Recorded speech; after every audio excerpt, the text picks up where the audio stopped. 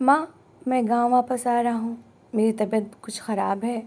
यहाँ शहर में टेस्ट भी करवाए हैं, दवा भी ली है, मगर तबीयत संभलने का नाम नहीं ले रही।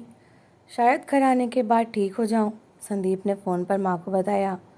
तो माँ चिंतित हो गई। अच्छा बेटा, भगवान रक्षा करे, अच्छे से आना, कहते हुए उन्होंने फ़ोन रख दिया, जबकि चेहरे पर चिंता और बढ़ गई थी। उसी वक्त छोटी बेटी पास आकर बैठ गई और कहने लगी, माँ क्या हुआ है, सब ठीक तो है ना। तब माँ ने उसे बताया कि संदीप की तबीयत खराब होने के कारण वापस आ रहा है। पास बैठी हुई संदीप की पत्नी सरिता के दिल को जैसे हल्का सा झटका लगा। वो फौरन उठकर माँ के पास आई और कहने लगी, माँ सब ठीक तो है ना, क्या हुआ है संदीप को। माँ ने घूर कर उसे देखा और कहने लगी, ज़्यादा चिंता का दिखावा मत कर, दफ़ा हो जा, अपना काम कर। संदीप की चिंता करने के लिए अभी उसकी माँ, बहन, भाई और उसका पूरा परिवार मौजूद है। तुझे अपनी झूठी चिंता दिखाने की ज़रूरत नहीं है। सरिता अपनी आंखों में आए आंसू रोकती हुई खामोशी से वापस चली गई। माँ खुद सुहागन थी। वो जानती थी कि पति की चिंता कैसी होती है। पति को ज़रा सा कुछ हो तो रातों की नींद तक उड़ जाती है, मगर इसके बावजूद वो सरिता के जज्बात को नहीं समझती थी। वो ज़रा सी हमदर्दी या प्रेम का इजहार भी कर देती तो माँ को बहुत बुरा लगता था। सरिता ने कभी ज़ुबान नहीं खोली थी, मगर उसके दिल में एक लगातार दर्द रहता था, जो हर गुज़रते दिन के साथ गहरा होता जा रहा था। संदीप विदेश में रहता था और वहीं पर अच्छी खासी कमाई करता था। वो अपनी कमाई का हर रुपया अपने पिता के अकाउंट में भेज देता था।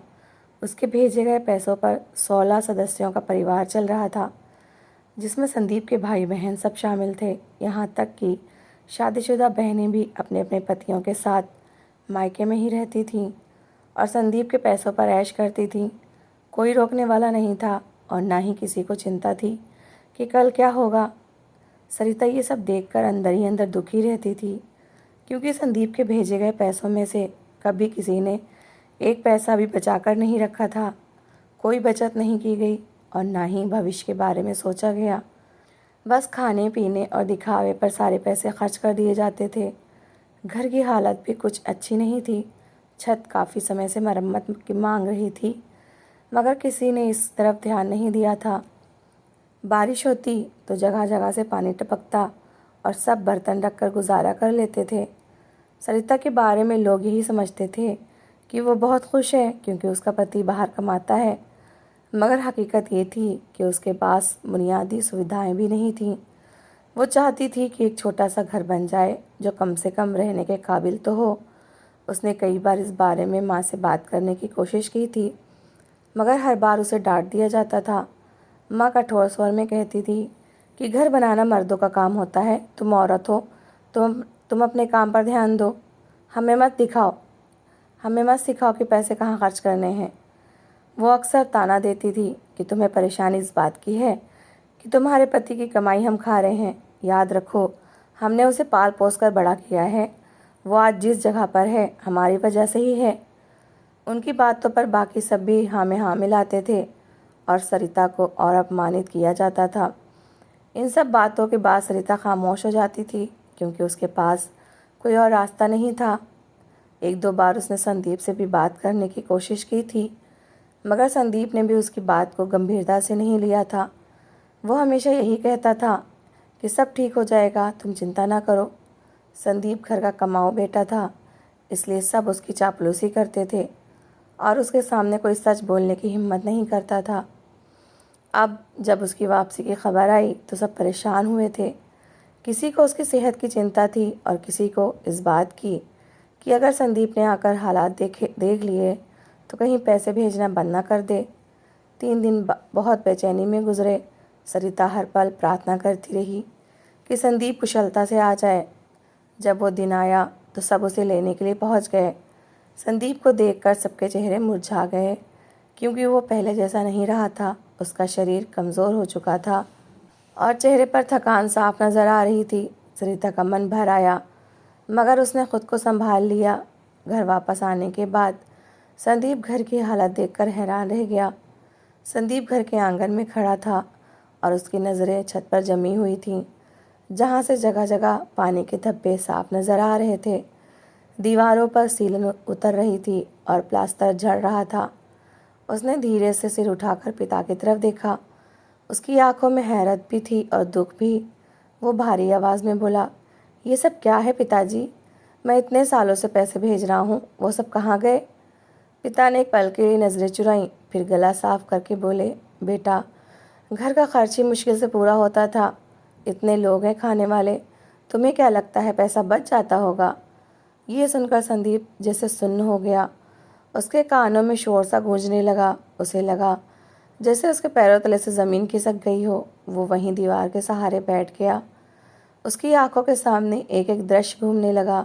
वो दिन याद आने लगे जब वो विदेश में कड़ी धूप में काम करता था, पसीने में भीगा हुआ शरीर और थकी हुई आंखें लेकर रात को बिस्तर पर गिरता था, सिर्फ इस उम्मीद पर कि उसके घर वाले चैन से होंगे और एक दिन वो वापस आएगा तो उसका घर भी सुंदर और मजबूत होगा। उसे अपनी शादी याद आई। सिर्फ 20 दिन की छुट्टी लेकर आया था। इन 20 दिनों में भी वो हर वक्त यही सोचता रहा था कि जल्दी वापस जाकर और कमाएगा ताकि अपने घर वालों के लिए कुछ बना सके। शादी के बाद जब वो दोबारा बाहर गया तो पूरे 2 साल बाद वापस नहीं आ सका। इस दौरान उसने अपनी पत्नी को अकेले सब कुछ सहते हुए छोड़ दिया था। उसने अपने बेटे का बचपन भी नहीं देखा था। फिर जब गया तो 5 साल बाद आया। इसी बीच उसका एक और बेटा हुआ। उसके दोनों बेटे उसके प्यार के बगैर बड़े हुए थे। उसकी आंखों में आंसू आ गए। उसने अपने बेटों की तरफ देखा जो कोने में खड़े उसे अजनबी नज़रों से देख रहे थे। वो अपने ही बच्चों के लिए अजनबी बन चुका था। उसका दिल टूट गया। उसने सोचा कि उसने ये सब किसके लिए किया, किस उम्मीद पर किया, मगर यहाँ तो कुछ भी नहीं था। ना घर बना, ना कोई बचत हुई, ना कोई सुविधा आई। उसकी सालों की मेहनत जैसे व्यर्थ चली गई थी। माँ ने बात संभालने की कोशिश की और बोली, बेटा, तुम अभी बीमार हो इसलिए ज़्यादा ना सोचो, सब ठीक हो जाएगा। मगर संदीप के लिए अब कुछ भी ठीक नहीं रहा था। उसके अंदर एक अजीब सा बोझ बैठ गया था। वो खामोशी से उठा और अपने कमरे में चला गया। सरिता उसके पीछे आई मगर वो कुछ न बोल सकी। उसने संदीप की हालत देखी तो उसका दिल काँप उठा। रात भर संदीप करवटें बदलता रहा। उसे नींद नहीं आ रही थी। कभी वो छत को देखता और कभी आंखें बंद कर लेता। उसके मन में सिर्फ एक ही सवाल गूंज रहा था कि उसकी मेहनत का क्या हुआ। सुबह होते होते उसकी तबीयत और बिगड़ गई। उसके सीने में दर्द उठने लगा और सांस लेना मुश्किल हो गया। सरिता घबरा गई और फौरन सबको आवाज़ दी। घर में चीख पुकार मच गई। संदीप को अस्पताल ले जाया गया मगर उसकी हालत लगातार ख़राब होती जा रही थी। डॉक्टर ने कहा कि उसे गंभीर मानसिक दबाव और कमज़ोरी ने घेर लिया है। उसके शरीर ने जैसे हार मान ली थी। संदीप अर्ध बेहोशी की हालत में बार बार एक ही बात दोहरा रहा था कि मेरे पैसे कहाँ गए, मेरा घर क्यों न बन सका। सरिता उसके सिरहाने बैठी रो रही थी। उसके दिल में भी वही दर्द था जो संदीप के दिल में था, मगर अब कुछ भी बदलना संभव नहीं लग रहा था। संदीप की सांसें धीरे धीरे धीमी होने लगीं। उसने एक बार आंखें खोलकर सरिता को देखा और फिर अपने बच्चों की तरफ नज़र डाली। उसकी आंखों में अधूरा सा सपना था जो कभी पूरा ना हो सका। कुछ पलों बाद उसकी आंखें हमेशा के लिए बंद हो गईं। सरिता की दुनिया उजड़ गई। घर में सन्नाटा छा गया, मगर इस सन्नाटे में भी एक अजीब सा बोझ था। संदीप चला गया था मगर अब अपने पीछे कई सवाल छोड़ गया था। संदीप के जाने के बाद सब कुछ बदल गया। जो लोग उसके पैसों पर पल रहे थे वो अब बोझ महसूस होने लगे। घर में तंगी आ गई। कुछ ही दिनों में हालात ऐसे हो गए कि सरिता को खाने के लिए भी तरसना पड़ा। माँ और पिता का व्यवहार भी बदल गया। अब उन्हें सरिता और उसके बच्चों की कोई चिंता नहीं थी।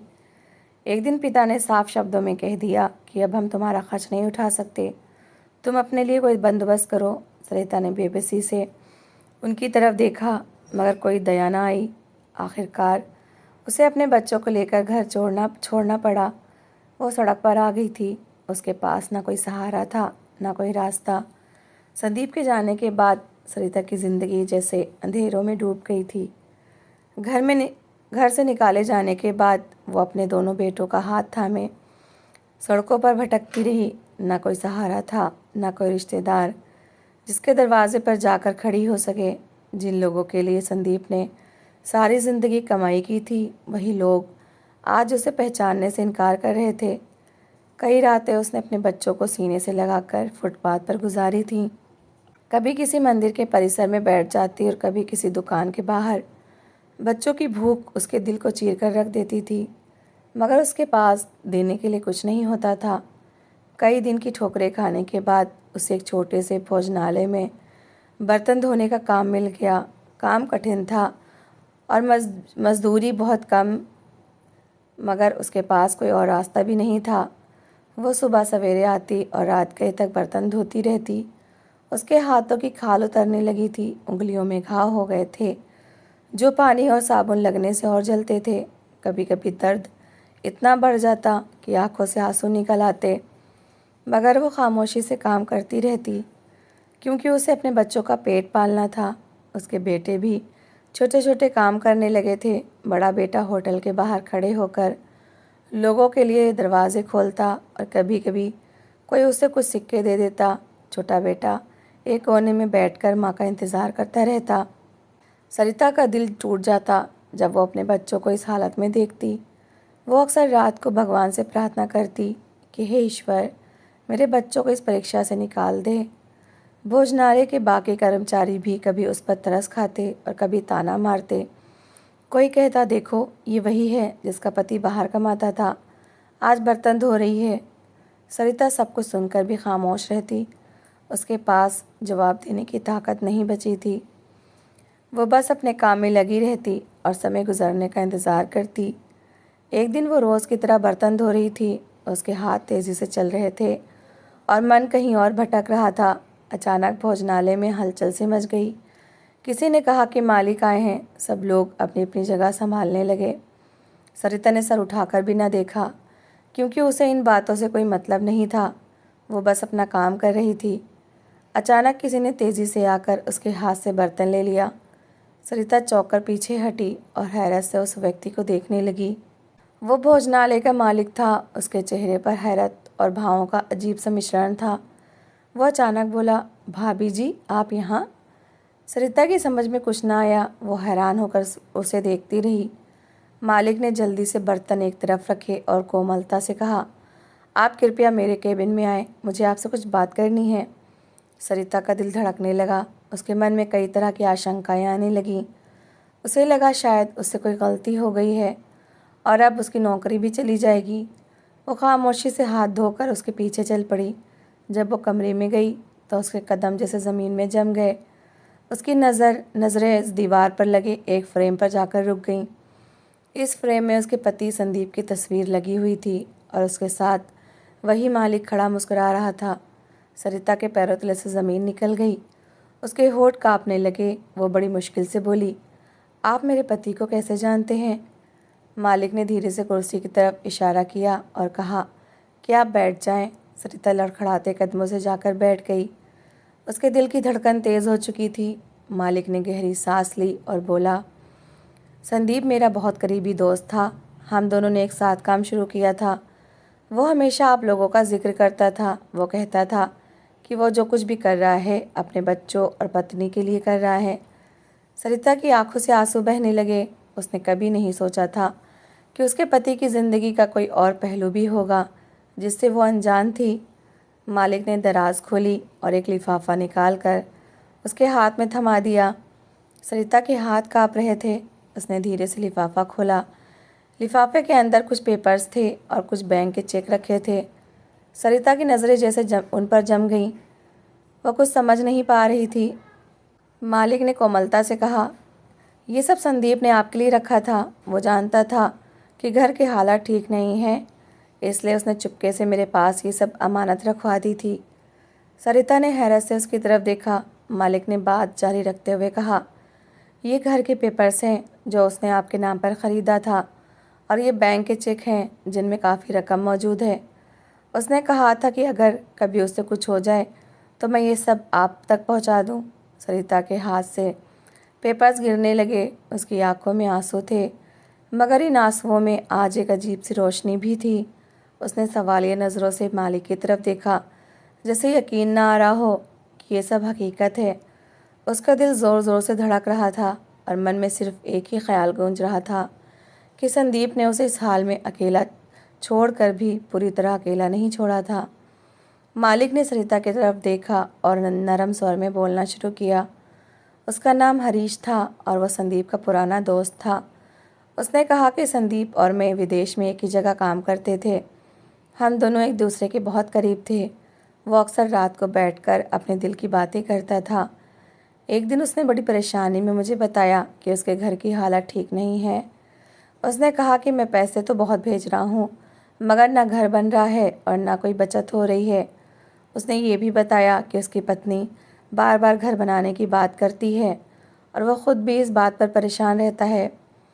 हरीश ने गहरी सांस ली और कहा कि तब मैंने उसे सलाह दी थी कि तुम अपनी पत्नी के लिए अलग से कुछ करो।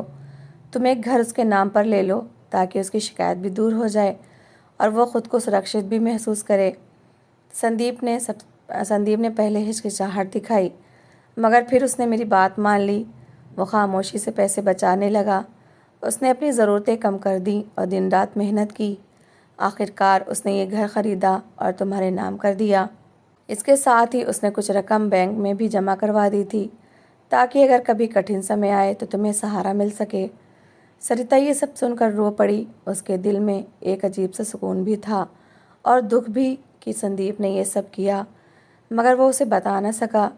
हरीश ने नरमी से कहा कि वो तुम्हें सरप्राइज़ देना चाहता था। उसे उम्मीद थी कि जब वो वापस आएगा तो तुम्हें ये सब देकर खुश करेगा, मगर किस्मत को कुछ और ही मंजूर था। कुछ दिन बाद सरिता अपने बच्चों को लेकर उस नए घर में चली गई। घर छोटा मगर साफ सुथरा और सुरक्षित था। पहली बार उसे लगा कि ये उसका अपना घर है जहाँ कोई उसे निकाल नहीं सकता। उसने भगवान का धन्यवाद किया और अपने बच्चों को गले लगा लिया। उसके दिल में एक नया हौसला पैदा हुआ कि वो अब हार नहीं मानेगी। वो बैंक गई और वहाँ जाकर उसने पैसों के बारे में बात की। उसने कहा कि वो पैसे अपने बच्चों के भविष्य के लिए सुरक्षित रखना चाहती है। वो नहीं चाहती थी कि ये रकम जल्दी ख़त्म हो जाए। वो खुद मेहनत करके कमाना चाहती थी ताकि उसके बच्चों का पालन पोषण इज्जत के साथ हो। हरीश ने उसे सलाह दी कि वो इन पैसों में से थोड़ी सी रकम निकाल कर कोई छोटा सा काम शुरू करे। उसने कहा कि तुम अपने घर से कपड़ों का काम शुरू कर सकती हो। मोहल्ले की औरतें आएंगी और तुमसे ख़रीदेंगी। इसके साथ साथ अगर तुम्हें सिलाई आती है तो तुम कपड़े सिलकर भी कमा सकती हो। सरिता को ये बात बहुत अच्छी लगी क्योंकि उसे सिलाई का काम आता था। उसने बैंक से थोड़ी सी रकम निकलवाई और कपड़ा ख़रीद लिया। उसने अपने घर के एक कमरे को छोटी सी दुकान बना लिया। शुरू में काम धीरे चला, मगर धीरे धीरे मोहल्ले की औरतें आने लगीं। किसी को कपड़ा पसंद आता तो कोई सिलाई के लिए दे जाता। सरिता दिन रात मेहनत करती और अपने बच्चों का ख्याल भी रखती। वक्त के साथ उसका काम चल निकला। उसने जो रकम बैंक से निकलवाई थी वो भी वापस जमा करवाना शुरू कर दी। अब उसके घर का खर्च भी आराम से चलने लगा था और वो थोड़ी थोड़ी बचत भी करने लगी थी। उसके बच्चे भी स्कूल जाने लगे थे और वो उनकी पढ़ाई पर ख़ास ध्यान देती थी। सरिता ने ज़िंदगी के मुश्किल दिन देखे थे, इसलिए अब वो हर कदम सोच समझ कर उठाती थी। वो जानती थी कि हालात कब बदल जाएं, कुछ कहा नहीं जा सकता। इसीलिए वो हर हाल में अपने बच्चों के भविष्य के लिए पैसे जमा करती रहती थी। वक्त गुजरता गया और सरिता एक मजबूत औरत बन गई। उसने दुखों से सीखा था कि अब वो किसी पर अंधा भरोसा नहीं करती। उसने अपने बच्चों को भी यही सिखाया कि ज़िंदगी में मेहनत और समझदारी बहुत ज़रूरी है। हमें हमेशा आने वाले कल के लिए तैयार रहना चाहिए। ज़िंदगी वाकई कुछ ही दिन की होती है, मगर इन दिनों में हमें अपने बच्चों के भविष्य के बारे में ज़रूर सोचना चाहिए। अंधा विश्वास कभी कभी इंसान को नुकसान पहुंचा देता है, इसलिए अक्ल और सावधानी के साथ फैसले करना ही असल कामयाबी है। तो दोस्तों, इस कहानी को लेकर आपकी क्या राय है, कमेंट बॉक्स में ज़रूर बताएं। और अगर आपको हमारी आज की कहानी अच्छी लगी हो तो प्लीज़ इसे लाइक ज़रूर करें। अगर आपने अभी तक हमारे चैनल को सब्सक्राइब नहीं किया तो ज़रूर कर लीजिए। तो मिलते हैं ऐसी ही एक और मोटिवेशनल कहानी के साथ। Thanks for watching.